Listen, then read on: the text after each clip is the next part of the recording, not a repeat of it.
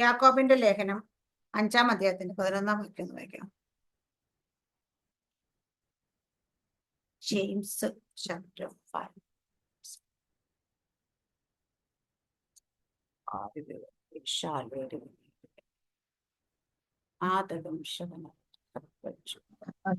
യാക്കോബ് 5:11. സഹിഷ്ണുത കാണിച്ചവരെ നാം ഭാഗ്യവാന്മാർ എന്ന് പുകഴ്ത്തുന്നു.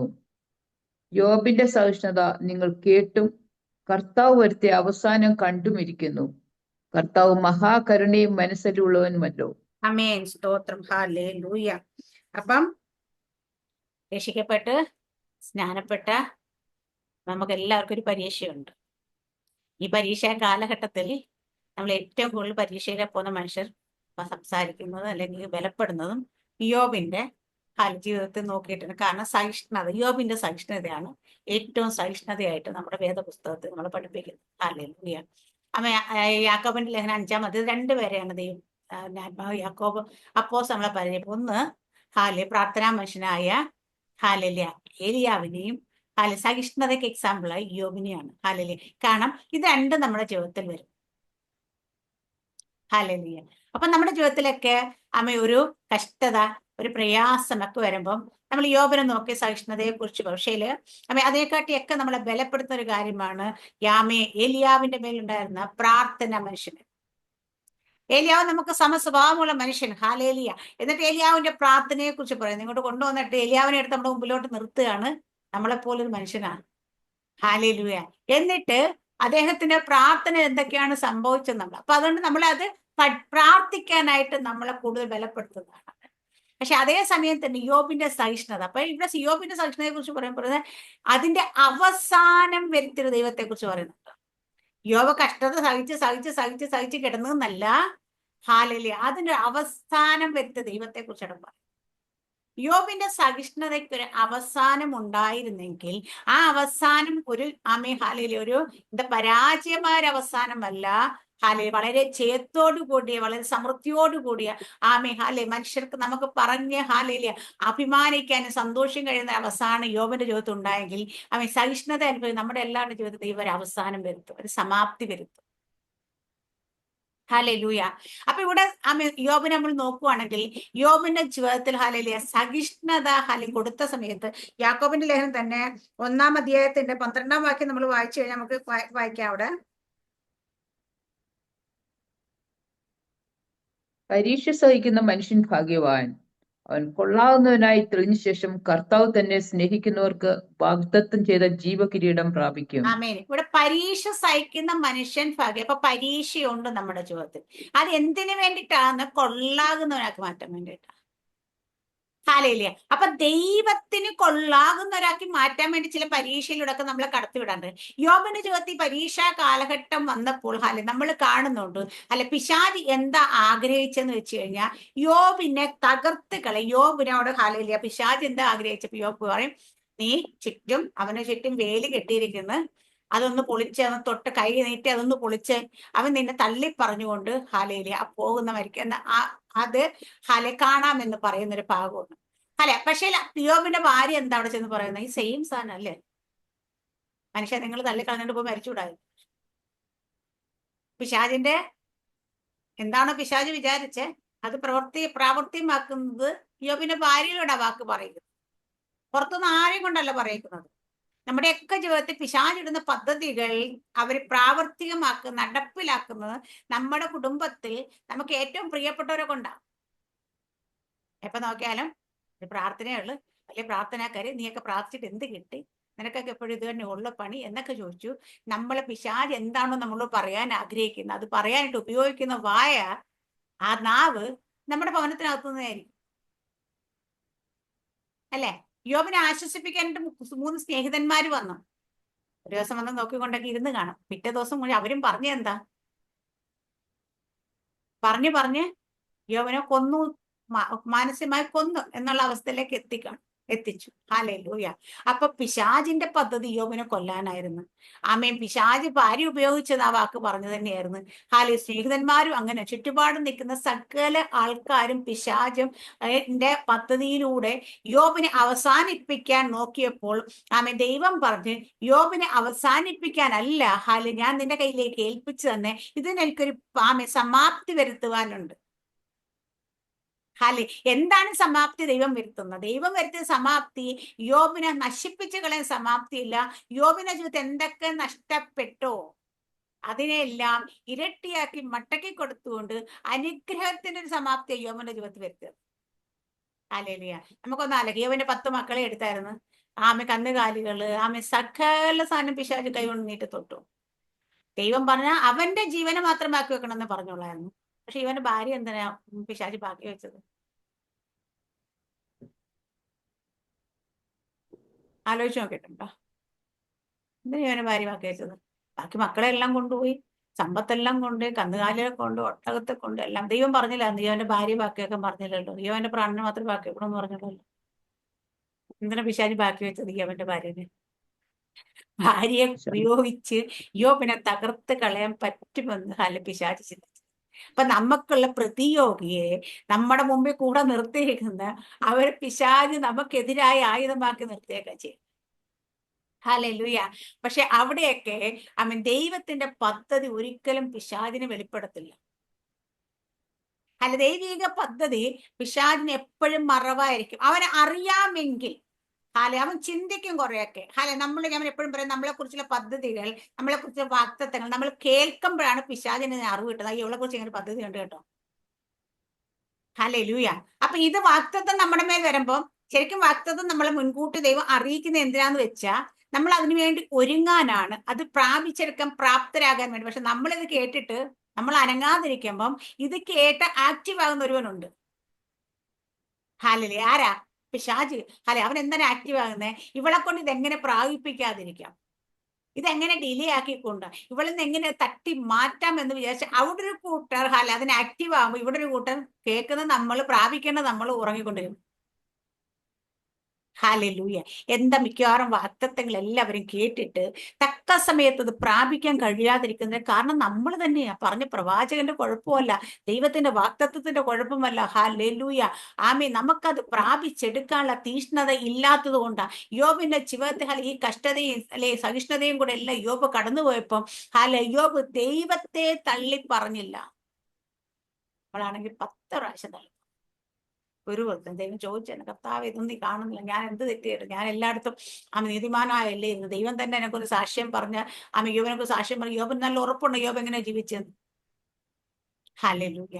അപ്പൊ യോബിന്റെ ജീവിതത്തിലെ സഹിഷ്ണുതയ്ക്ക് ഒരു അവസാനം ദൈവം വരുത്തി. ഞാൻ പറയാൻ ഉദ്ദേശിക്കുന്നത് യോബിന്റെ ജീവിതത്തെ കഷ്ടതയെ കുറിച്ചല്ല, അവസാനം വരുത്ത പരിസമാപ്തി വരുത്ത. ഇവിടെ വചനം നമ്മൾ ആദ്യം വായിച്ച് കുറിവാക്യത്തിൽ പറഞ്ഞത് യോബ് സഹിഷ്ണുത കാണിച്ചു വരും നാം ഭാഗ്യന്മാർ എന്ന് പോലത്തെ. യോബിന്റെ സഹിഷ്ണുത നിങ്ങൾ കേട്ടും കർത്താവ് വരുത്തി അവസാനം കണ്ടുപിരിക്കുന്നു. അപ്പൊ കർത്താവ് ഒരു അവസാനം വരുത്തിയാൽ അതിനെ മാറ്റിവിടാനായിട്ട് ഒന്നിനും കഴിയില്ല. കർത്താവ് ഒരു കാര്യം തീരുമാനിച്ചാൽ നിർണയിക്കുന്ന ദൈവമാണ്, നിവർത്തിക്കുന്ന ദൈവമാണ്. വെറുതെ പറഞ്ഞിട്ട് വാക്ക് പറഞ്ഞിട്ട് അങ്ങ് പോകുന്നില്ല, എങ്ങനെയും അതൊക്കെ നടക്കട്ടെ എന്ന് പറയുന്ന ദൈവമല്ല. ഒരു വാക്ക് പറഞ്ഞാൽ അത് പൂർത്തീകരിക്കുന്ന ദൈവമാണ് നമ്മുടെ ദൈവം. അപ്പൊ യോബിന്റെ ജീവിതത്തിൽ ഒരു സഹിഷ്ണുത ഉണ്ടായിരുന്നെങ്കിൽ ദൈവം അതിന് അവസാനം വരുത്തി. ആ അവസാനം ഒരു ദുഃഖകരമായ അവസാനമല്ല, ഒരു സന്തോഷകരമായ അവസാനം. നമ്മുടെയൊക്കെ ജീവിതത്തിൽ ഇന്ന് സഹിഷ്ണുതയെ കൂടെ ഒക്കെ കടന്നു പോകുന്നൊക്കെ അതിന് ദൈവം ഒരു പരിസമാപ്തി വരും. ദൈവം ഒരു പരിസമാപ്തി വരുത്തി കഴിഞ്ഞാൽ അതിനെ മാറ്റിവിടാൻ ആർക്കും കഴിയില്ല. ഇന്നലെ ദേവദാസൻ വചനത്തിൽ സൂക്ഷിച്ചപ്പോ ഇസഹാക്കിനെ കുറിച്ച് പറഞ്ഞ ഒരു ഭാഗം എനിക്ക് ഇന്നലെ വളരെ ടച്ച് ചെയ്ത്. ഇസഹാക്കിനെ കുറിച്ച് പറഞ്ഞു. ഇസഹാക്ക് ഒരു വാക്തത്വ സന്തതിയായിരുന്നു. അബ്രഹാമിന്റെ പറഞ്ഞ വാക്തത്വ നിവർത്തീകരണമാണ് ഇസഹാക്ക് ജനിച്ചത്. ഇസഹാക്ക് ജനിച്ചതിന് ശേഷം ദൈവം തന്നെ അബ്രഹാമിന്റെ ഒരു ദിവസം പറയുന്നത്, നീ സ്നേഹിക്കുന്നതിന്റെ ഏക ജാതനെ കൊണ്ടുപോയിട്ട് മോറിയ മല കൊണ്ടിട്ട് എനിക്ക് വേണ്ടി യാഗം കഴിക്കാൻ പറയുന്നു.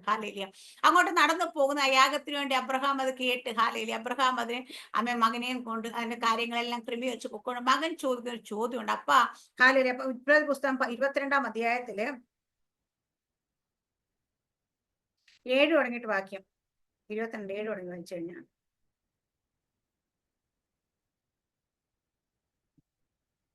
താഴെ അപ്പോൾ ഇസ്ഹാക്ക് തന്റെ അപ്പനായ അബ്രഹാമിനോട് അപ്പാ എന്ന് പറഞ്ഞതിന് അവൻ എന്താകുന്നു മകനെ എന്ന് പറഞ്ഞു. തീയും വിറകുമുണ്ട്, എന്നാൽ ഹോമയാഗത്തിന് ആട്ടിൻകുട്ടി എവിടെയെന്ന് അവൻ ചോദിച്ചു. ദൈവം തനിക്ക് ഹോമയാഗത്തിന് ആട്ടിൻകുട്ടിയെ നോക്കിക്കൊള്ളും മകനെ എന്ന് അബ്രഹാം പറഞ്ഞു. അങ്ങനെ അവർ ഇരുവരും ഒന്നിച്ചു നടന്നു. ദൈവം കൽപ്പിച്ചിരുന്ന സ്ഥലത്ത് അവരെത്തി. അബ്രഹാം ഒരു യാഗപീഠം പണിതു, വിറക് അടുക്കി തന്റെ മകൻ ഇസ്ഹാക്കിനെ കെട്ടി യാഗപീഠത്തിന്മേൽ വിറകിന്മീതെ കിടത്തി. പിന്നെ അബ്രഹാം കൈനീട്ടി തന്റെ മകനെ അറുക്കേണ്ടതിന് കത്തിയെടുത്തു. ഉടനെ യഹോവയുടെ ദൂതൻ ആകാശത്ത് നിന്ന് അബ്രഹാമേ അബ്രഹാമേ എന്ന് വിളിച്ചു. ഞാൻ ഇതാ എന്ന് അവൻ പറഞ്ഞു. ബാലന്റെ മേൽ കൈവയ്ക്കരുത്, അവനോടൊന്നും ചെയ്യരുത്. നിന്റെ ഏകജാതനായ മകനെ തരുവാൻ നീ മടിക്കായകൊണ്ട് നീ ദൈവത്തെ ഭയപ്പെടുന്നു എന്ന് ഞാൻ ഇപ്പോൾ അറിയുന്നു എന്ന് അവൻ അരുളി ചെയ്തു. അബ്രഹാം തലപൊക്കി നോക്കിയപ്പോൾ പിമ്പുറത്ത് ഒരു ആട്ടിൻകൊറ്റൻ കൊമ്പുകാട്ടിൽ പിടിപെട്ട് കിടക്കുന്നത് കണ്ടു.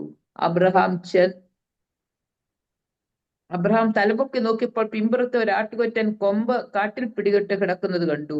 അബ്രഹാം ചെന്ന് ആട്ടുകൊറ്റനെ പിടിച്ചു, തന്റെ മകന് പകരം ഹോമയാഗം കഴിച്ചു.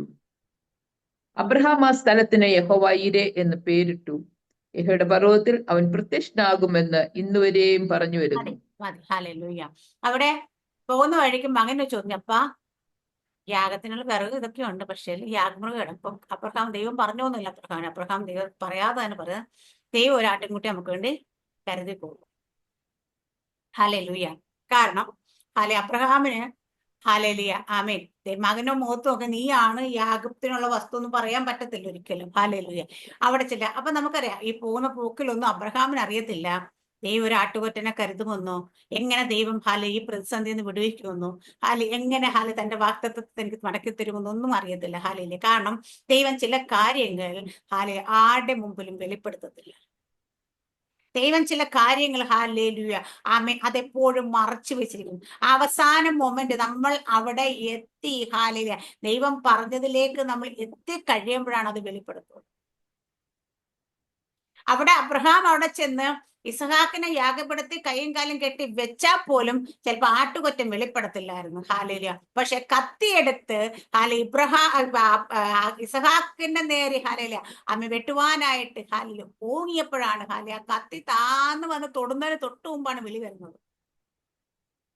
അപ്പൊ ഏറ്റവും ലാസ്റ്റ് മൊമെന്റിലായിരിക്കും ദൈവത്തിന്റെ ഇടപെടൽ ഉണ്ടാകും. നമുക്ക് ഹല്ലേലൂയ മോശയൊക്കെ ഈ ചെങ്കടലിന് മുമ്പ് നിൽക്കുന്ന കാര്യം നമുക്കറിയാം. അവിടെ നിന്നിട്ട് മോശ പോലും കരയുക ചെയ്യുന്നത്. അപ്പോൾ ദൈവം ചെയ്യും, മോശ നീ കരയുന്ന എന്താ, നീ കൈ നീട്ട്. അപ്പൊ മോശയ്ക്ക് ഒരിക്കലും അറിയത്തില്ല ചെങ്കടലിനെ ഹല്ലേലൂയ കാറ്റടിപ്പിക്കുമെന്നോ രണ്ടായിട്ട് പൂജിക്കുന്നോ ഒന്നും അറിയത്തില്ല. അതുവരെ ദൈവം വെളിപ്പെടുത്തത്തില്ല. പലപ്പോഴും നമ്മുടെ ജീവിതത്തിലും ജീവിത സാഹചര്യം നമ്മൾ ഇങ്ങനെയാ പോകുന്ന ഹാലിയില്. കാരണം നമ്മുടെ ജീവിതത്തിൽ കഷ്ടതയിൽ കൂടെ നമ്മൾ കടന്നു പോകുമായിരിക്കും. ദൈവം അനുവദിക്കുന്ന ചില പരീക്ഷയിൽ കൂടെ ഒക്കെ നമ്മൾ കടന്നു പോയിക്കൊണ്ടിരിക്കും. പക്ഷെ ഇതിന്റെ പരിസമാപ്തി ദൈവം വരുത്തുമെന്ന് നമുക്കറിയാം. പക്ഷെ എങ്ങനെ വരുത്തുമെന്ന് നമുക്കറിയത്തില്ല. എങ്ങനെ വരുത്തുമെന്ന് അറിയാമെങ്കിൽ നമ്മൾ സ്വസ്ഥമായിരിക്കും, അല്ലേ? പക്ഷെ ഇതെങ്ങനെ വരുത്തുമെന്ന് അറിയാത്തത് കൊണ്ട് നമുക്കുള്ളിൽ ഇടയ്ക്കിടയ്ക്ക് ഒരു സ്വസ്ഥത കിടക്കുണ്ടാവും. കാരണം ഹല്ലേലൂയ അബ്രഹാം ഈ പറയുന്ന കണക്ക് ധൈര്യത്തോടൊപ്പം ദൈവത്തെ വിശ്വാസമൊക്കെ പക്ഷെ എങ്കിലും ഹൃദയത്തിൽ എത്ര പ്രാവശ്യം ഹല്ലേലൂയ നടന്നു പോകുന്ന പോക്കിൽ ഹല്ലേലൂയ ദൈവത്തോട് ചില ചോദ്യങ്ങളൊക്കെ മനസ്സിൽ ചോദിച്ചിട്ടുണ്ടാവും. ഹല്ലേലൂയ. അല്ലെങ്കിൽ കണ്ണുനീരോടായിരിക്കും പോയേക്കുന്നത്. കാരണം ഇത്രയും വർഷം കാത്തിരുന്ന് എനിക്ക് കിട്ടിയ സന്തതിയാണ്. ഹാലേലിയ അമ്മീൻ ദൈവം കല്ലുകളിൽ നിന്ന് പോലും മക്കളെ ജീവിപ്പിച്ചു കൊടുക്കാൻ ശക്തല്ല, ചാരത്തിൽ നിന്ന് പോലും മക്കളെ ജനിപ്പിച്ചു കൊടുക്കാൻ ശക്തനാന്നൊക്കെ വിശ്വസിക്കുമ്പോഴും ആ വിശ്വാസത്തെ പ്രവൃത്തി നമ്മുടെ കൺമുമ്പിൽ കാണുന്നവരെ നമ്മുടെ ഉള്ളിൽ അറിയാത്തൊരു പിടപ്പുണ്ടാകും. അത് ഏത് മനുഷ്യനും ഉണ്ടാകും, നമുക്കും ഉണ്ടാകും. ഹാലേലിയ. കാരണം നമ്മൾ എത്രയൊക്കെ വിശ്വാസ വീരന്മാരാന്ന് പറഞ്ഞാലും ഹാലേലിയ അവിടെയൊക്കെ ഹാലേലിയ നമ്മുടെ ജീവിതത്തിൽ വിളിച്ചു. പക്ഷേ ഇവിടെയെല്ലാം നമ്മുടെ വാഗ്ദത്തത്തെ കേട്ടിട്ടുള്ളവർ, വാഗ്ദത്തത്തെ ഹൃദയത്തിൽ ഏറ്റെടുത്തിട്ടുള്ളവർ, വാഗ്ദത്തം നമ്മുടെ മേലുണ്ടെങ്കിൽ ആ വാഗ്ദത്ത നിവർത്തീകരണത്തിന് മുമ്പ് എന്തൊക്കെ ശക്തിയിൽ ഒരുമിച്ച് നിന്ന് ശ്രമിച്ചാൽ നമ്മളെ തകർത്ത് കളയാൻ കഴിയത്തില്ല. അതിന് ഏറ്റവും നല്ല എക്സാമ്പിൾ ആണ് നമ്മുടെ വേദപുസ്തകത്തിലെ പത്രോസിനെ കുറിച്ചുള്ള ഹാലേലിയ അപ്പോസ്തല പ്രവൃത്തി 12-ാം അധ്യായത്തിലേക്ക് നമ്മൾ ചെല്ലുമ്പോഴത്തേന് ഹല്ലേലൂയ അവിടെ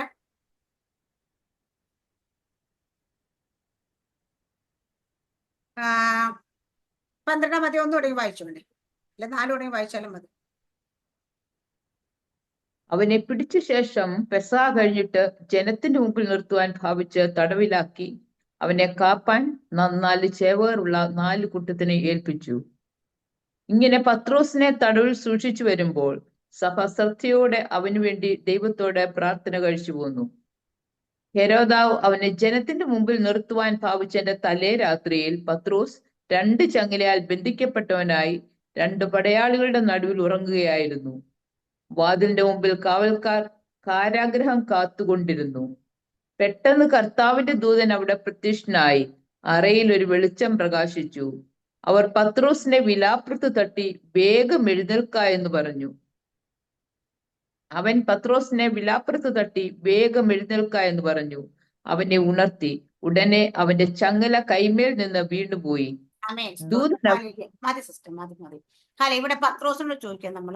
പത്രോസെ ഹെരോദാവ് എന്താ പറയാ, യാക്കോബിനെ വാളുകൊണ്ട് കൊന്ന് പിറ്റേ ദിവസം നിന്നെ ജനത്തിന് മുമ്പ് നിർത്താൻ വേണ്ടിയിട്ട് തടവിലാക്കിയിട്ട് നിനക്ക് എങ്ങനെ ഇങ്ങനെ ഉറങ്ങാൻ കഴിഞ്ഞു ചോദിച്ചാൽ പത്രോസ് പറയും ഒരു ദൈവദാസൻ പറഞ്ഞൊരു ഒരു ചിന്തയല്ല ഒരു ഒരു ഒരു ഇമാജിനേഷൻ ആണ്.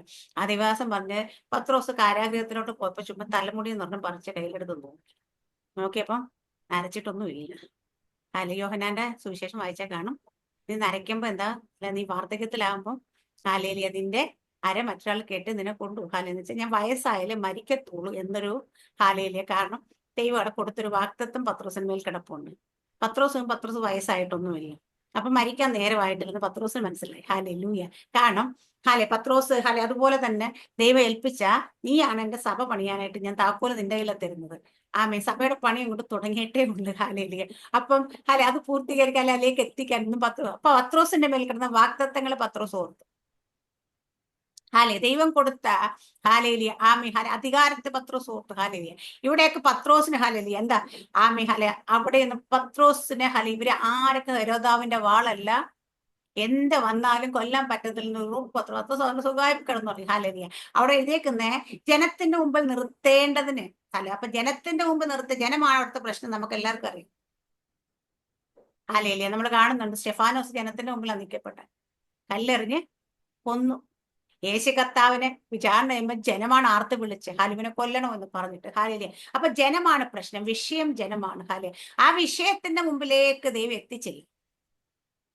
വിഷയം പത്രോസിനെ തൊടാൻ ദൈവം അനുവദിച്ചില്ല. അതിന്റെ തലേ ദിവസം രാത്രി ചില വിഷയങ്ങൾ നമ്മളെ തകർത്ത് കളയുമെന്ന് പറഞ്ഞ് നിൽക്കുന്ന ആ നിമിഷത്തിന് തൊട്ട് മുമ്പ്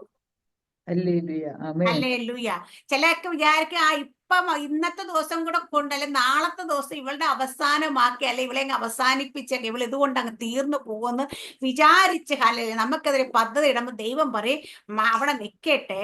ആ നിമിഷം നിന്നെ തൊടുന്നതിന് മുമ്പൊരു നിമിഷം അതെനിക്ക് പ്രവർത്തിക്കാനുള്ള നിമിഷമാണ്. ആ ദൂതൻ അതുപോലെ കാരാഗ്രഹത്തിൽ ഇറങ്ങി. അവിടെ എഴുതിയേക്കുന്ന ദൂതൻ ഇറങ്ങി. പെട്ടെന്ന് കർത്താവ് അറയിൽ വെളിച്ചം പ്രകാശി അവൻ പത്രോസിന്റെ വിലാപ്പുറത്ത് തട്ടി. ഉടനെ അവൻ ചങ്ങല കൈമേൽ നിന്ന് വീണുപോയി. ദൂതൻ ഇറങ്ങിയ സ്വാഭാവികമായിട്ടും ചങ്ങലല്ല തൊടണ്ട, അല്ലേ? ചങ്ങലയിൽ അഴിക്കണ്ട, നല്ല സ്വതന്ത്രമാക്കാം. നമ്മുടെ മേലൊക്കെ കിടക്കുന്ന ചില കെട്ടുകളാണ് പൊട്ടേണ്ട. പക്ഷേ കെട്ടുകളെ അല്ല ദൈവം തൊട്ടിച്ചത്. ദൈവം തൊട്ട പത്രോസിനെയാണ്. ദൂതൻ തൊട്ടത് പത്രോസിന്റെ വിലാപ്പുറത്തൊട്ടെന്ന് എഴുതിയേക്കുന്നത്, ചങ്ങലയെ തൊട്ടെന്നല്ല എഴുതിയേക്കുന്നത്. അപ്പൊ നമ്മുടെയൊക്കെ വിഷയങ്ങൾ നമ്മുടെ മുമ്പ് നമ്മൾ എപ്പോഴും കർത്താവെ ഈ വിഷയത്തിന്മേലൊന്ന് തൊടണമേ, ഈ വിഷയത്തെ ഒന്ന് വിടുവിക്കണമേ, ഈ കെട്ടൊന്ന് അഴിക്കണേ എന്നൊക്കെ നമ്മൾ പ്രാർത്ഥിക്കും. പക്ഷെ കർത്താവിനോട് ഇന്ന് തൊട്ട് നമ്മൾ പ്രാർത്ഥിക്കണം. എന്താ? കർത്താവെ നീ എന്നെ ഒന്ന് തൊടണമേ. നീ എന്നെ തൊട്ടാൽ എനിക്കറിയാം എന്റെ വിഷയം പോകും. ദൈവത്തിന്റെ കരസ്പർശം ഒന്ന് നമ്മുടെ മേൽ വന്ന ഒരു ദൂതനെ അയച്ചാൽ ആ ദൂതൻ വന്നിട്ട് നമ്മളെപ്പോഴും ദൂതനോട് പറയും പോയിട്ട് ആ വിഷയങ്ങൾ മാറ്റുക, അല്ലെങ്കിൽ കെട്ടുകൾ അഴിക്കുക, അല്ലെങ്കിൽ ആ പ്രശ്നങ്ങളെ പരിഹരിക്കുക, അല്ലെങ്കിൽ പ്രശ്നങ്ങൾക്ക് വാളെടുക്ക് വെട്ട് അതൊക്കെ പറയുമ്പോൾ നമ്മൾ ദൂതനോട് പറയുന്നതൊക്കെ നമ്മുടെ വിഷയത്തെ ഫോക്കസ് ചെയ്ത് പറയും. പക്ഷെ നമ്മൾ വിഷയം നമ്മളൊരു വിഷയത്തെ ഫോക്കസ് നമ്മൾ പറയുന്നെങ്കിൽ ഇന്ന് ഈ ഒരു വിഷയമാണെങ്കിൽ നാളെ മറ്റൊരു വിഷയം വരും. മനസ്സിലാകുന്നുണ്ടോ? ഇന്ന് നമ്മൾ പറയാ കർത്താവേ എന്റെ ഈ ഒരു വിഷയം, ഈ ഒരു സബ്ജക്റ്റിനെ ഒന്ന് മാറ്റിത്തരണമേ, എന്റെ കടഭാരത്തെ ഒന്ന് മാറ്റിത്തരണമേ, എന്റെ രോഗത്തെ ഒന്ന് മാറ്റിത്തരണമേ, എന്റെ ഈ കുടുംബത്തിലെ പ്രശ്നത്തെ ഒന്ന് മാറ്റിത്തരണേ. ഇങ്ങനെ വിഷയങ്ങൾ നിരത്തി വെച്ച് നമ്മൾ പ്രാർത്ഥിക്കുകയാണെങ്കിൽ ഒരു വിഷയം മാറി നാളെ മറ്റൊരു വിഷയം വരും. പക്ഷെ വിഷയം എന്നെ തൊടാതിരിക്കണമെങ്കിൽ, ഇത് എന്നെ എഫക്ട് ചെയ്യാതിരിക്കണമെങ്കിൽ ദൈവം നീ എന്നെ ഒന്ന് തൊടണമേ എന്ന് പറഞ്ഞാൽ എന്നെ തൊട്ടാൽ എന്റെ മേൽ പിടിച്ചിരിക്കുന്ന സകല വിഷയങ്ങളും ആമയും വിട്ടുമാറും. കാരണം വെച്ചാൽ ദൈവത്തിന്റെ ശക്തി എന്റെ മേൽ വന്നാൽ, ദൈവത്തിന്റെ കരസ്പർശം എന്റെ മേൽ വന്നാൽ, ദൈവം തൊടേണ്ടതുപോലെ എന്നെ തൊട്ടാൽ പിന്നെ എന്നിൽ ഒരു അന്ധകാരത്തിനും ഒരു ശത്രുവിന്റെ ബലത്തിന് ഇരിക്കാൻ കഴിയില്ല. പത്രോസിന്റെ വിലാപ്പുറത്ത് തട്ടിയ ഉടനെ എഴുതുന്ന ചങ്ങല അഴിഞ്ഞു വീണു. ഹാലിയ എന്ന് വെച്ചാൽ പത്രോസിനെ മേൽ ബന്ധിച്ച് പത്രോസിനെ കാരാഗ്രഹത്തിൽ അടയ്ക്കാനായിട്ട് ഹാലിയ ശത്രു ഉപയോഗിച്ച ചങ്ങലയാണ് അവിടെ അഴിഞ്ഞു വീണത്. അത് കഴിയപ്പോൾ പറയുക, ദൂതൻ പറയും, എഴുന്നേൽക്ക്, ആമെന്ന് ചെരുപ്പിട്ട് ഹാലയില്, ആമ വസ്ത്രം പുതയ്ക്ക്, ചെരുപ്പിട്ട് മുറുക്ക് എന്നൊക്കെ പറഞ്ഞിട്ട് അപ്പുറം ഇപ്പുറം എല്ലാം കാവൽ കാത്ത ഹാലയിലെ പടയാളികൾ കടന്നിട്ട് അവര് ശബ്ദം പോലും കേൾക്കാതെ പത്രോസ് എഴുന്നേൽക്ക് നമ്മൾ കാണുന്നു. എഴുന്നേറ്റ് കഴിയുമ്പോ എന്താ വെച്ചാൽ പത്രോസിന് മുന്നമേ പോയിട്ട് ആരും വാതിൽ തുറക്കേണ്ടി വന്നില്ല. ദൈവത്തിന്റെ കരസ്പർശം, ദൈവം നമ്മളെ തൊടേണ്ട പോലെ തൊട്ടാൽ നമ്മുടെ വാതിലുകൾ താനേ തുറക്കും. ഹല്ലേലൂയ. നമ്മൾ ദൈവമേ എന്റെ വാതിലും തുറക്കണേ, ഈ വാതിലും തുറക്കണേ എന്നൊക്കെ നമ്മൾ പ്രാർത്ഥിച്ചുകൊണ്ടിരിക്കുക അല്ലെ. ആ വഴിയൊന്ന് തുറക്കണേ, ഈ വഴിയൊന്നും തുറക്കണേ. പക്ഷേ ദൈവത്തിന്റെ ആത്മാവ് നമ്മളോട് പറയുന്നത് ഹാലിലെ നമ്മുടെ മേൽ ദൈവത്തിന്റെ കരം ഒന്ന് ഇറങ്ങിക്കഴിഞ്ഞാൽ, ദൈവം നമ്മളെ തൊടേണ്ട പോലെ തൊട്ട് കഴിഞ്ഞാൽ നമ്മുടെ മുമ്പിൽ പിന്നെ ഒരു വാതിലും അടയ്ക്കാൻ ആർക്കും കഴിയത്തില്ല. കാരണം നമ്മൾ ചെന്നാൽ മതി, വാതിൽ തന്നെ തുറക്കും. നമ്മുടെ മേൽ ദൈവശക്തി വ്യാപരിച്ചു കഴിഞ്ഞാൽ, ദൈവത്തിന്റെ വിടുതൽ വ്യാപരിച്ചു കഴിഞ്ഞാൽ അവിടെ അടയപ്പെട്ട വാതിലൊന്നും നമ്മുടെ മുമ്പിൽ ഉണ്ടാകും. നമ്മൾ നടന്നു ചെല്ലുമ്പോൾ തന്നെ വാതിലെ തുറക്കും. അവിടെ പറയുന്ന പത്രോസ് ഹാലയിലെ ആ ദൂതൻ ചെല്ലാൻ പറഞ്ഞു. അവിടെ ചെല്ലുന്ന ഇരുമ്പ് വാതിൽ എത്തി. അവിടെ പറയുന്നത് ദൂതൻ മുഖാന്തരം സംഭവിച്ച വാസ്തവം എന്നറിയാതെ താൻ ഒരു ദർശനം കാണുന്നതെന്ന് നിരൂപിച്ച് അവർ ഒന്നാം കാവലും രണ്ടാം കല കടന്ന് പട്ടണം ചെല്ലുന്ന ഇരുമ്പുവാതിലെത്തി അത് അവർക്ക് സ്വതവേ തുറന്നു. അവർ പുറത്തിറങ്ങി ഒരു തെരുവ് കടന്നു. ഉടനെ ദൂതൻ അവനെ വിട്ടുപോയി. പത്രോസ് സുബോധം വന്നിട്ട് കർത്താവിന്റെ ദൂതനെ അയച്ച് ഹെരോദാവിന്റെ കയ്യിൽ നിന്നും യഹൂദ ജനത്തിന്റെ സകല പ്രതീക്ഷയിൽ നിന്ന് എന്നെ വിടുവിച്ചു എന്നിപ്പോൾ ഞാൻ വാസ്തവം അറിയാം. യഹൂദ ജനത്തിന്റെ പ്രതീക്ഷ എന്തായിരുന്നു? ജനത്തിന്റെ പ്രതീക്ഷ എപ്പോഴും നമ്മളെ തകർത്ത് കളയണമെന്നായി, നമ്മുടെ ചുറ്റുപാട് നിൽക്കുന്ന പ്രതീക്ഷ. പക്ഷെ ദൂതൻ അതുകൊണ്ട് അവിടെ നിന്ന് മടങ്ങിപ്പോയെന്ന് വെച്ചാൽ പോയിട്ടുണ്ടായില്ല. കാരണം ഹെരോദാവാണ് യാക്കോബിനെ വാളുകൊണ്ട് കൊന്നു, പത്രോസിനെ കാരാഗ്രഹത്തിട്ട് പിറ്റേ ദിവസം ജനത്തിന് മുമ്പ് നിർത്താൻ. അപ്പൊ ദൂതന്റെ പർപ്പസ് അവിടെ പൂർത്തിയായിട്ടില്ല. ദൂതൻ അയച്ച പത്രോസിനെ വിടുവിച്ച ദൂതൻ മറ്റൊരു ടാസ്കും കൂടെ ദൈവം കൊടുത്തിരുന്നു. അവസാനം ആ അധ്യായത്തിന് അവസാന ഭാഗത്തേക്ക് നമ്മൾ എത്തുമ്പോൾ ഹെരോദാവ് ദൈവത്തിന് മഹത്വം കൊടുക്കാൻ ദൂതൻ അടിച്ച് ഹെരോദാവ് ക്രിമിക്കിരയായി പോയതാണ്. ഹാലയിലൂയ. അപ്പൊ നിനക്ക് പ്രതികൂലമായി നിൽക്കുന്ന പ്രതികൂല സാഹചര്യം വിടുവിക്കുക മാത്രമല്ല ദൈവം ചെയ്യുന്നത്, നിന്നെ ആ പ്രതികൂലത്തേക്ക് തള്ളിയിടാൻ ശ്രമിച്ച ശക്തികളെ തകർത്ത് കളയാനും ദൈവം ദൂതനെ ഉപയോഗിക്കാറുണ്ട്.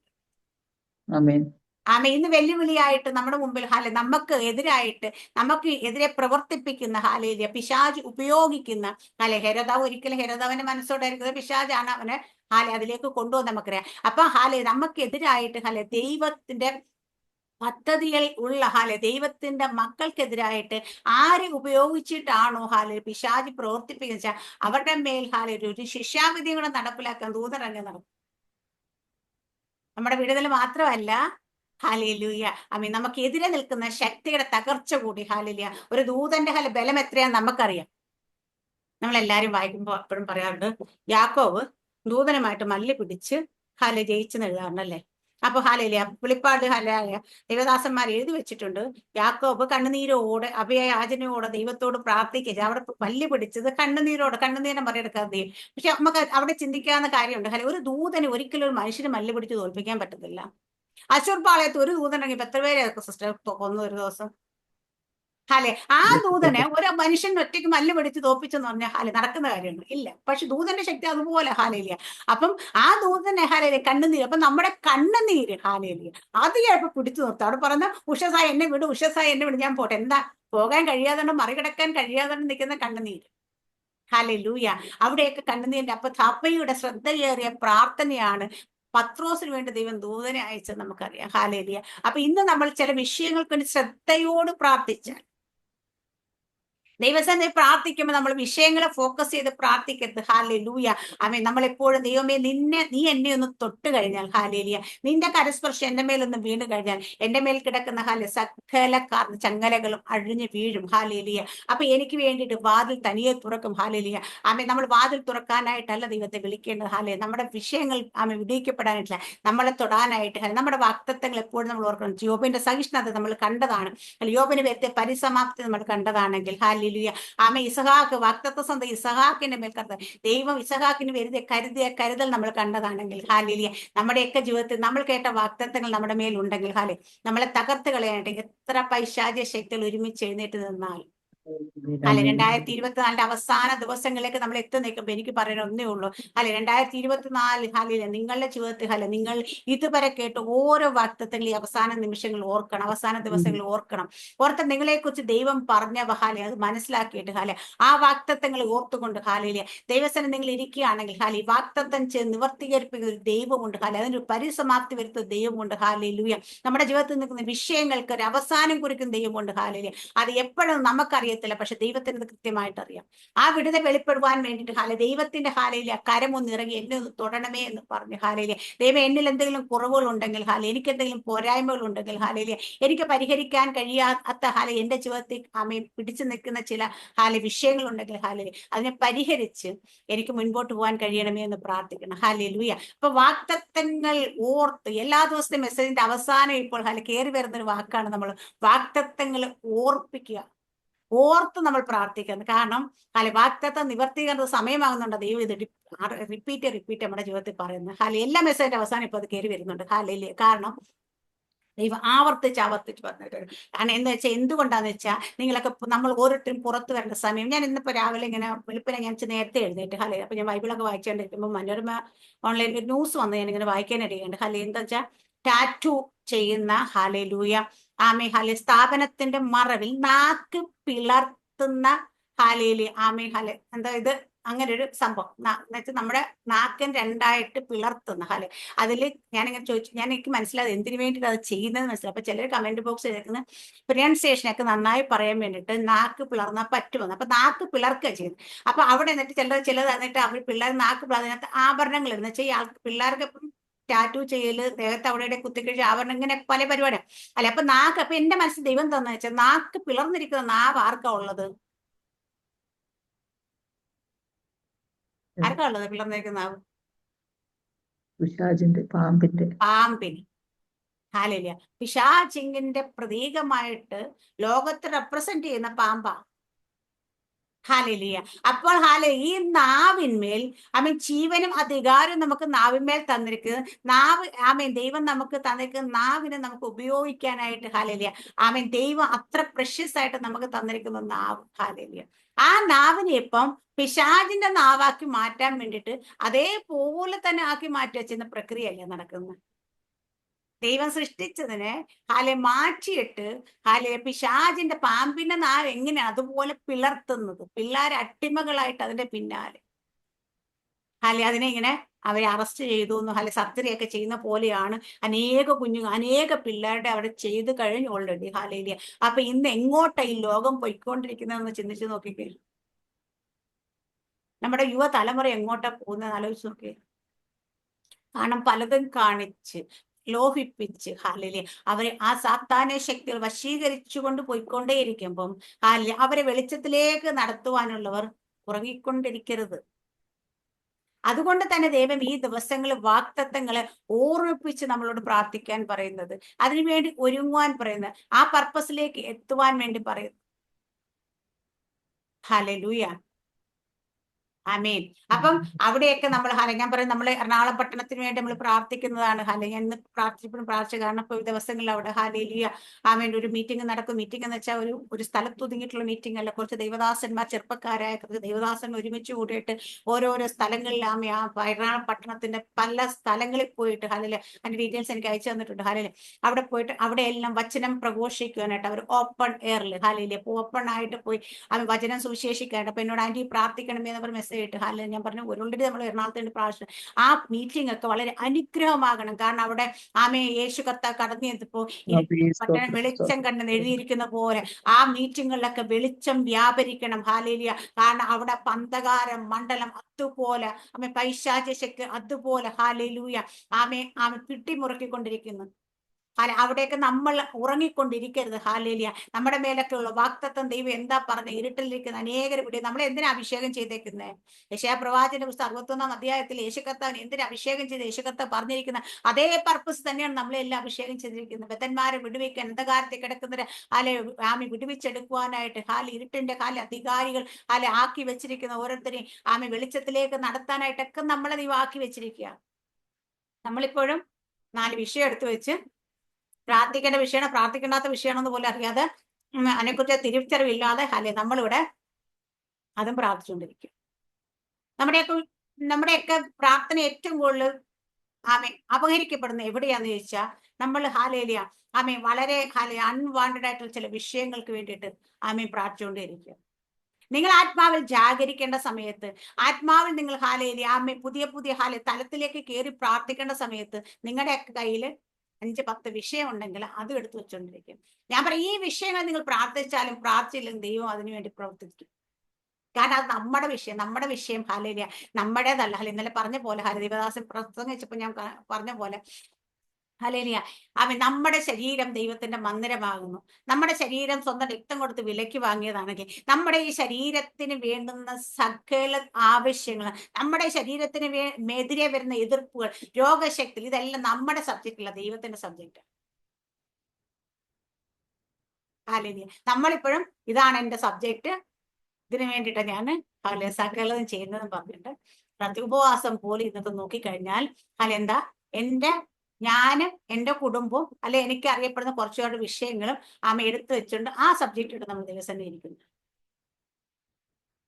നമ്മൾ ആഴം മന്ദിരം എന്നെ വിലക്ക് വാങ്ങിയിരിക്കുന്നത്, ഞാനൊരു വീടും സ്ഥലം വിലക്ക് വാങ്ങിക്കഴിഞ്ഞാൽ അതിനകത്ത് പാമ്പ് കയറാതെ, പട്ടി കയറാതെ, ശത്രുക്കൾ കയറാതെ, കള്ളം കയറാതെ, ദുഷ്ടം വന്ന് തുറന്നുകൊണ്ട് ഇതൊക്കെ കാത്തു സൂക്ഷിച്ച് ഉത്തരവാദിത്തം എനിക്കുള്ളതല്ലേ. എന്റെ വീട് നാട്ടുകാർ വന്നാണോ നോക്കുന്നത്? കാറാമസ് ഇപ്പൊ അമേരിക്കയിലായിരിക്കുന്നെങ്കിലും കാറാമസ് നാട്ടിലുള്ള വീടിനെ കുറിച്ച് ആരണ്ട് വന്ന അപ്പുറത്തെ പറമ്പില് പാമ്പിനെ കണ്ടെന്ന് പറയുമ്പോൾ തന്നെ കാറാമസ് അവിടെ അയ്യോ അത് പാമ്പിനെ കണ്ടു സിസ്റ്റർ പ്രാർത്ഥിച്ച് പെട്ടെന്ന്, എന്നിട്ട് ഇനിയിപ്പോ അതിനെ കിളയ്ക്കാനും അതിനെ ആ കളയൊക്കെ പറിക്കാനും ഒക്കെ ആയിട്ട് ആൾക്കാരെ ഏർപ്പെടുന്നത്. എന്താ ആ വസ്തു ആരുടെയാ? അത് നിങ്ങൾ സാറാമസ് സിസ്റ്ററുടെയാ. നാട്ടുകാരെന്തെങ്കിലും കണ്ട ഒന്നും അറിയിക്കാന്ന് ഉത്തരവാദിത്തം അവർക്കുള്ളൂ. പക്ഷെ അതിനെ പ്രൊട്ടക്ട് ചെയ്യുക, അതിന് വേണ്ടുന്ന കാര്യങ്ങൾ ചെയ്യാൻ, അതിനെ സംരക്ഷിച്ചു കൊണ്ടുകൊണ്ട് ഉത്തരവാദിത്തം സാറാമസ് സിസ്റ്റർക്കാ അല്ലേ? അല്ലെ ജെയിംസ് അങ്കിൾ, അങ്ങ് രണ്ടുപേർക്കാണല്ലോ. അതുപോലെ തന്നെ ദൈവം നമ്മളെ കാശ് കൊടുത്ത് വിലക്ക് വാങ്ങിക്കുന്നത്. എന്ന് കാശെന്ന് വെച്ചാൽ വില മതിക്കാനാത്ത പൊന്നും വെള്ളിയും തുടങ്ങി അഴിഞ്ഞു പോകുന്ന വസ്തുക്കൾ കൊണ്ടല്ല, സ്വന്തം രക്തം കൊടുത്ത് വിലക്ക് വാങ്ങിക്കുന്ന നമ്മളെ കുറിച്ച് എന്തിനാ ബോധർ ചെയ്യുന്നത്? നമ്മൾ ദൈവത്തിന്റെ വകയാണെന്നേ. ദൈവം നമ്മൾ വിലക്ക് വാങ്ങിയിരിക്കും. അപ്പൊ നമ്മളുടെ ശരീരത്തിൽ ഒരു രോഗം വന്നാൽ ആരാ അതിനെ ആരാ അതിനെ ബോധർ ചെയ്യുന്നത്? ആരാ നോക്കുന്നത്? നമ്മൾ ദൈവത്തിന്റെ കയ്യിലെ കർത്താവേ. അപ്പൊ ദൈവം കാണാതിരിക്കുന്നു അല്ല. നമ്മുടെ ജീവിതത്തിൽ ഒരു ഭാരം വന്നാൽ, നമുക്കൊരു പ്രയാസം വന്നാൽ, നമുക്കൊരു പ്രശ്നം വന്നാൽ ഇതെല്ലാം ദൈവത്തിന്റെ പ്രശ്നമായിട്ട് നമ്മൾ കണക്കാക്കണം. കാരണം ഈ ശരീരം ദൈവത്തിന്റെ മന്ദിരമാണെങ്കിൽ, ദൈവത്തിന്റെ ആത്മാവ് നമ്മൾ വസിക്കുന്നുവെങ്കിൽ, മഹത്വത്തിന് പ്രത്യാശ ക്രിസ്തു എന്നിലാ ഇരിക്കുന്നതെങ്കിൽ ഈ ശരീരത്തിന് ഉടമസ്ഥൻ കർത്താവ് യേശു ക്രിസ്തു തന്നെയാണ്. ആമേൻ. അപ്പൊ നമ്മൾ അതിനെക്കുറിച്ച് ഓർത്ത് ഭാരപ്പെട്ടുകൊണ്ടല്ല, ദൈവം പിശാച് എപ്പോഴും ചെയ്യുന്ന കാര്യം എന്ന് വെച്ചാൽ, നമ്മുടെ ജഡം എപ്പോഴും ചെയ്യുന്നത് നമ്മളെ മറ്റുള്ള വിഷയങ്ങളിലേക്ക് കുടുക്കിയിട്ട് നമ്മുടെ ഫോക്കസിനെ തെറ്റിച്ച് കളയുക ചെയ്യുന്നത്. നമുക്കൊരു ലക്ഷ്യമുണ്ട്, ആ ലക്ഷ്യത്തിലേക്ക് നമ്മൾ പോകാനായിട്ട് ഇറങ്ങുമ്പോഴായിരിക്കും ഡൈവേർട്ട് ചെയ്ത് 4 വിഷയങ്ങൾ നമ്മുടെ മുമ്പിൽ. നമ്മൾ ഒരു യാത്രയ്ക്ക് പോകാനായിട്ട് ഇറങ്ങപ്പെട്ടു, യാത്രയ്ക്ക് പോകാൻ ഇറങ്ങിയ അപ്പുറത്തുനിന്ന് ഒരാൾ ഓടി, അയ്യോ അവിടുത്തെ ഒരാൾ സുഖമില്ല കേട്ടോ, ഹോസ്പിറ്റലിൽ കൊണ്ടുപോകാനായിട്ട് ഒന്ന് വരും എന്ന് ചോദിച്ചാൽ നമ്മൾ ചിലപ്പോൾ വണ്ടി എടുത്തുകൊണ്ട് ഇറങ്ങിയാൽ നമ്മൾ എന്ത് ചെയ്യുന്ന വെച്ചാൽ അവരെ കൊണ്ടുപോകാനായിട്ട് നമ്മൾ അങ്ങോട്ട് പോയാൽ നമ്മൾ പോകാൻ ഇറങ്ങിയ സ്ഥലത്തേക്ക് നമുക്ക് ഒരിക്കലും പോകാൻ പറ്റത്തില്ല. അല്ലെങ്കിൽ വേറൊരു വിഷയം, നമ്മൾ ഒരാൾ കൊണ്ടുവന്നിട്ട് ഒരു കാര്യം പറയാൻ വന്നതാണ്, സിസ്റ്റർ അത് കേട്ടിട്ടൊന്ന് പോകണമെന്ന് പറഞ്ഞാൽ നമ്മൾ കേൾക്കാൻ നിന്നാൽ നമ്മൾ പോകാൻ ഇറങ്ങിയ സ്ഥലത്തേക്ക് നമ്മൾ ഉദ്ദേശിച്ച സമയത്ത് പോകാൻ പറ്റത്തില്ല. മനസ്സിലായി? അങ്ങനെ ഓരോ വിഷയങ്ങൾ നമ്മളൊരു കുക്കിംഗ് ഒക്കെ ചെയ്യാൻ അടുക്കളയോട്ട് പോകാൻ നിൽക്കുമ്പോൾ നമ്മുടെ വീട്ടിലേക്ക് ഒരാൾ കയറി വന്ന്, അയ്യോ അവർ വന്നേല്ലേ ചെയ്യാൻ വർത്താനം പറയാൻ അടുക്കളയോട്ട് പോകാന്ന് വിചാരിച്ചാൽ വർത്താനം പറയുന്നു. അത് കഴിയുമ്പോൾ അടുത്ത് നമ്മളൊരു മീനൊക്കെ എടുത്ത് പുറത്ത് വെച്ചിട്ടാ വന്നിരിക്കുന്നത് ആലോചിച്ച് നോക്കി. കുറച്ച് കഴിയുമ്പോൾ സംസാരം എല്ലാം കഴിഞ്ഞാലും മീനൊരു പരിവായിട്ടുണ്ടാവും ഇല്ലേ? അപ്പം ആ പർപ്പസിന്ന് ഡൈവേർട്ട് ചെയ്യുന്ന കാര്യം നമ്മളെ ദൈവം എന്തിനു വേണ്ടി ഭൂമിയിൽ ആക്കി വെച്ചിരിക്കുന്നുവോ, നമ്മളെ എന്തിനാണോ ദൈവം തിരഞ്ഞെടുത്തത്, നമുക്ക് എന്തിനാണോ ശിഷ്യന്മാരുടെ നാവ് തന്നിരിക്കുന്നത്, അത് നമ്മൾ എന്തിനാണോ അഭിഷേകം ചെയ്തിരിക്കുന്നത്, ഈ പർപ്പസിലേക്ക് നമ്മൾ നടക്കാതെ വണ്ണം ഹാലിലെ നമ്മുടെ ജീവിതത്തിൽ ചില വിഷയങ്ങൾ ഇട്ടിട്ട് നമ്മളെ അതിനകത്ത് കുടുക്കി കളയുന്ന തന്ത്രങ്ങളെ നിങ്ങൾ തിരിച്ചറിയാതിരിക്കരുത്. നമ്മളെപ്പോഴും പിശാചിന്റെ തന്ത്രങ്ങളെ നിങ്ങൾ തിരിച്ചറിയാത്തതല്ലോ എന്ന് അപ്പോസ്തലൻ പറഞ്ഞ ഓർക്കും. പിശാചിന് ഇടം കൊടുക്കരുത്, ഇതൊക്കെ നമ്മൾ പറയും. പക്ഷെ പിശാചി എങ്ങനെയൊക്കെ വരുന്നതെന്ന് കൂടെ തിരിച്ചറിയണം. നമ്മുടെ ജീവിതത്തിൽ അല്ലെ ചില വിഷയങ്ങൾ ഇട്ടിട്ട് ആ വിഷയത്തിന്മേൽ ഫോക്കസ് ചെയ്ത് ഹാലേലിയ നമ്മൾ ഇരിക്കുകയാണെങ്കിൽ ഇന്നലെ വിജയപ്പാസ് കഴിഞ്ഞ ചില ആൾക്കാർക്ക് ഇപ്പോഴും ആന്റി ഒരു കാര്യം പറഞ്ഞാൽ പ്രാർത്ഥിക്കേണ്ട സബ്ജക്ട് എന്താന്ന് പോലും ഇത്ര നാളെ തിരിച്ചറിയാൻ പറ്റത്തില്ല, അറിഞ്ഞിട്ടില്ല. ആരെന്ത് കാര്യം പറഞ്ഞാൽ അതുമേലെല്ലാം ചാടി പിടിക്കും, എന്നിട്ട് കുത്തിയിരുന്ന് പ്രാർത്ഥിക്കും. പക്ഷെ ഇത് ദൈവമേ ഞാൻ പ്രാർത്ഥിക്കേണ്ട വിഷയമാണോ, അല്ലെങ്കിൽ ഇത് ദൈവഹിതമായിട്ട് കാര്യമാണോ, അല്ലെ ഇത് ഞാൻ ഏറ്റെടുക്കേണ്ട വിഷയമാണ്? എല്ലാ വിഷയങ്ങളും നമുക്ക് ഏറ്റെടുക്കാൻ ദൈവം പറഞ്ഞിട്ടില്ല. എല്ലാ സബ്ജക്റ്റുകളും കൈവെക്കാനായിട്ട് ദൈവം പറഞ്ഞിട്ടില്ല. ഹാലേലിയ. ചില സബ്ജക്റ്റ് കേൾക്കുമ്പോൾ തന്നെ നമ്മുടെ ഉള്ളിൽ പരിശുദ്ധാത്മാ പറയും, ഇത് നീ പ്രാർത്ഥിക്കേണ്ട വിഷയമല്ല. ഞാനത് കേൾക്കാതെ ഞാൻ തല കുത്തി കടന്ന് ഹാലേലിയ ഒരു വർഷക്കാലം 365 ദിവസം പ്രാർത്ഥിച്ച ആ വിഷയം ചലിക്കത്ത് പോലുമില്ല. പക്ഷെ ആ വിഷയത്തെ വിടുവിക്കാനായിട്ട്, അതിനുവേണ്ടി പ്രവർത്തിക്കാനായിട്ട്, അതിനുവേണ്ടി ഒരു വാക്ക് ചിലപ്പം മറ്റൊരു വ്യക്തിയുടെ വായിന്ന് പുറപ്പെട്ടാൽ മതി, ആ വിഷയത്തിന് വിടുതലായിരുന്നു. ആ വ്യക്തി ചെയ്യേണ്ട കാര്യം നമ്മൾ ചെയ്യാൻ ശ്രമിക്കും. ഹാലേലൂയ. ഒരു ഫലസമാപ്തി ഉണ്ടാകത്തില്ല. ഹാലേലൂയ. അപ്പൊ ഇതുപോലെ കാര്യങ്ങൾ അപ്പൊ നമ്മളെ എപ്പോഴും പിശാച് എപ്പോഴും ഡൈവേർട്ട് ചെയ്തുകൊണ്ട് പോകുന്നത് നമ്മളെ പർപ്പസിലേക്ക് നടക്കാതെ മാറ്റിക്കൊണ്ടുപോകും.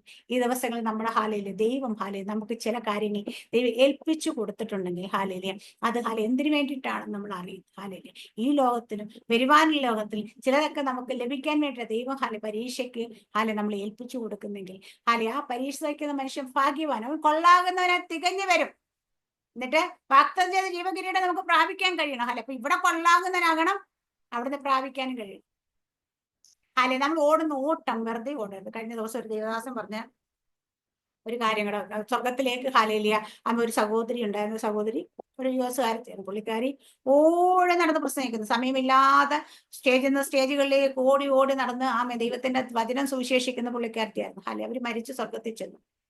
സ്വർഗത്തിൽ ചെന്നപ്പം ഒരു ഏഞ്ചൽ ഓരോരുത്തരുടെ ഭവനങ്ങളൊക്കെ അവരവർക്ക് നിർമ്മിച്ച ഭവനങ്ങളെ കൊണ്ട് കാണിക്കാൻ വേണ്ടി ആദ്യം ഒരു ഭവനം കൊണ്ട് കാണിച്ചപ്പോൾ പുള്ളിക്കാരുടെ കൂട്ടുകാരുടെ ഭവനമാണ്. പുള്ളിക്കാരി പോകുന്ന സഭയിൽ വിശ്വാസം എന്തൊരു മനോഹരമാ, എന്റെ കൂട്ടുകാരുടെ ഭവനം ഇത്രയും മനോഹരമാണെങ്കിൽ എന്റെ എത്ര മനോഹരമായിരിക്കും. അടുത്ത പുള്ളിക്കാരുടെ ജോലിക്കാരുടെ ഭവനം കണ്ടു, അത് നല്ല. അപ്പൊ എന്റെ ജോലിക്കാർക്ക് ഇത്രയും വലിയ ഭവനം കൊടുത്ത് എനിക്ക് എത്ര വലിയ മനോഹരമായ ഭവനമായിരിക്കും. ഇങ്ങനെ ഓരോ ഭവനങ്ങളും സന്ദർശിച്ച് അവസാനമായപ്പോ ഒരു ഫൗണ്ടേഷൻ മാത്രം ഇട്ടിരിക്കുന്ന ഭവനത്തിന് മുമ്പിൽ എത്തി. അപ്പൊ ഇതാണ് നിനക്കുള്ള ഭവനം, ഇത്രയും എത്തിയുള്ളൂ. അപ്പോൾ അതെന്താ, ഞാൻ ലോകം മുഴുവൻ ഓടി നടന്ന് സുവിശേഷം പറഞ്ഞില്ലേ, ഞാൻ ദൈവത്തിന്റെ വേല ചെയ്യാനായിട്ട് പോയതല്ലേ, ഞാൻ ഓടിയതല്ലേ, എന്നിട്ട് എന്താ എന്റെ ഭവനം? നീ സമ്പാദിച്ചതുകൊണ്ട് ഇത്രയും മാത്രം ഉണ്ടാക്കാൻ പാടില്ല. നീ ഓടി, പക്ഷേ ഓടാതിരുന്നവർക്ക് ഇത്രയും നല്ല ഉണ്ടായെങ്കിൽ നീ ഓടുമ്പോൾ എന്താണ് ദൈവഹിതപ്രകാരം ഓടണം. മറ്റുള്ളവർ ഓടുന്ന കണ്ട്, മറ്റുള്ളവർ ചെയ്യുന്ന കണ്ട് നമ്മൾ അതിന്റെ പിന്നാലെ അത് ചെയ്യാൻ പറ്റില്ല. നമ്മുടെ വിളി എന്താ, തെരഞ്ഞെടുപ്പ് എന്താ എന്ന് മനസ്സിലാക്കിയിട്ടാണ് നമ്മൾ ദിവസം നിൽക്കാനായിട്ട്. താറാമസിസ്റ്റമേൽ പകർന്ന ശുശ്രൂഷ ഒരിക്കലും എന്റെ മേലായിരിക്കത്തില്ല. ഞാൻ അത് കണ്ട് അതേപോലെ കോപ്പി ചെയ്യാൻ ശ്രമിച്ചാൽ ഞാൻ ഒരിക്കലും എങ്ങും എത്തത്തുമില്ല. എനിക്കൊന്നും സമ്പാദിക്കാൻ പറ്റത്തില്ല ദൈവസന്നിധിയിൽ. ഹാലേലൂയ. അപ്പൊ നമ്മൾ ഓരോരുത്തരും നമ്മുടെ വിളിയെ തിരഞ്ഞെടുപ്പ് തിരിച്ചറിഞ്ഞിട്ട് വേണം നമ്മൾ ദൈവസന്നിധിയിൽ പ്രവർത്തിക്കാനായിട്ട്. നമ്മുടെ മേൽ ദൈവം ആക്കി വെച്ചിരിക്കുന്നത് എന്തിനാന്നറിയണം. മറ്റൊരാള് ആക്കി വെച്ചിരിക്കുന്ന കണ്ട് അതുപോലെ ചെയ്യണം, അല്ലെങ്കിൽ അതുപോലെ എനിക്കാണ്, അല്ലെ അങ്ങനെയാണ് ഇങ്ങനെയാകണമെന്ന് നമുക്ക് ഒരിക്കലും നമ്മുടെ ആമേ നോട്ടം ഇന്ന് പലരും പല ദൈവദാസന്മാരെ ഫോളോ ചെയ്യുമ്പോൾ ദൈവദാസന്മാരല്ല നിങ്ങളുടെ മുമ്പിൽ മാതൃകയാകേണ്ടുന്നത്. നമുക്ക് കർത്താവ് യേശു ക്രിസ്തുവിനോട് നോക്കിക്കൊണ്ട് കർത്താവ് യേശു ക്രിസ്തു എന്താണോ നമ്മൾ ചെയ്യാനായിട്ട്, എല്ലാവർക്കും എല്ലാം ചെയ്യാനായിട്ട് പറഞ്ഞിട്ടില്ല. അങ്ങനെയാണ് ദൈവം തന്നെ 5 ഓഫീസേഴ്സ് ആയിട്ട് തിരിക്കേണ്ട കാര്യമില്ല. അപ്പോസ്തലന്മാർ, പ്രവാചകന്മാർ, ഇടയന്മാർ, സുവിശേഷകന്മാർ, ഉപദേഷ്ടാക്കന്മാർ, എല്ലാവർക്കും എല്ലാം ചിലപ്പോൾ പറഞ്ഞിട്ടുണ്ടാവില്ല. അതുപോലെ നമുക്ക് കൃപാവര ശുശ്രൂഷകളാണെങ്കിലും നമുക്ക് ദൈവം തന്ന കഴിവിനും പ്രാപ്തിക്കുള്ള അനുസരിച്ച് ശുശ്രൂഷകളാണെങ്കിൽ എല്ലാം വ്യത്യസ്തമായിരിക്കും. അല്ലെ ഈ ദിവസങ്ങൾ നമ്മളെ കേട്ട വാഗ്ദത്തങ്ങളെ ഓർത്ത്, നമ്മളുടെ ദൈവം നമ്മളെ കുറിച്ച് എന്താണ് ആഗ്രഹിക്കുന്ന ഓർത്ത്, അല്ലെ ആ പർപ്പസിനെ ഓർത്തുകൊണ്ട്, അല്ലെ ഇപ്പോഴുള്ള കഷ്ടതയും പ്രശ്നങ്ങളും ബുദ്ധിമുട്ടുകളും പ്രയാസങ്ങളും ഒക്കെ അങ്ങോട്ട് മാറ്റി വെക്കുക. ഇത് എന്റെ വിഷയമല്ല, ഇത് ദൈവത്തിന്റെ വിഷയമാണ്. ദൈവം എന്നെ തൊട്ട് കഴിഞ്ഞാൽ ഈ വിഷയങ്ങളൊന്നും എന്റെ മുമ്പിൽ കാണാത്ത തന്നെ താനെ അഴിഞ്ഞു വീണോളും. എന്റെ മുമ്പിൽ വാതിലുകൾ ആരും തുറക്കേണ്ട, അത് താനേ തുറന്നു വരിക തന്നെ ചെയ്യും. ഹാലേലിയ. അമ്മേ നമ്മൾ കർത്താവേ യേശു ക്രിസ്തു ഞാനാകുന്നു വാതിൽ എന്ന് പറഞ്ഞാൽ ആ വാതിൽ നമ്മുടെ ഉള്ളിലായിരിക്കുന്നെങ്കിൽ, ആ വാതിലാകും നമ്മളിലുണ്ടെങ്കിൽ, ആ ഒരു വാതിലും അടയ്ക്കാനായിട്ട് കർത്താവ് യേശു ക്രിസ്തു വാതിലിന് മുമ്പ് നടക്കത്തില്ല. ഹാലില്ല. അതുകൊണ്ട് ക്രിസ്തു നമ്മളിലുള്ളപ്പോൾ നമുക്ക് വേണ്ടിയിട്ട് വാതി കിടക്കുന്ന വാതിലുകൾ ഓർത്ത് നമ്മൾ കരയേണ്ട കാര്യമില്ല. ദൈവം തന്ന വാഗ്ദത്തങ്ങൾ ഓർത്ത് പത്രോസ് കാരാഗ്രഹത്തിൽ സുഖമായി കിടന്നുറങ്ങിയത് പത്രോസമയുള്ള വാഗ്ദത്തങ്ങൾ പത്രോസിന് അറിയാമായിരുന്നു. അതുപോലെ ഇസഹാക്കിനെ വിടുവിച്ച ദൈവത്തിന്റെ വാഗ്ദത്തം. ഹാലേലിയ. അതുപോലെ നമ്മുടെയൊക്കെ ജീവിതത്തിൽ ദൈവം തന്നിട്ടുള്ള വാഗ്ദത്തങ്ങളെ ഓർത്തുകൊണ്ട് ഈ ദിവസങ്ങളിൽ നമുക്ക് ദൈവസന്നിധിയിലായിരിക്കാം. ഈ വചനത്തെ ദൈവം എല്ലാവരെയും അനുഗ്രഹിക്കുമാറാകട്ടെ. ആമേൻ. സ്തോത്രം. God bless you.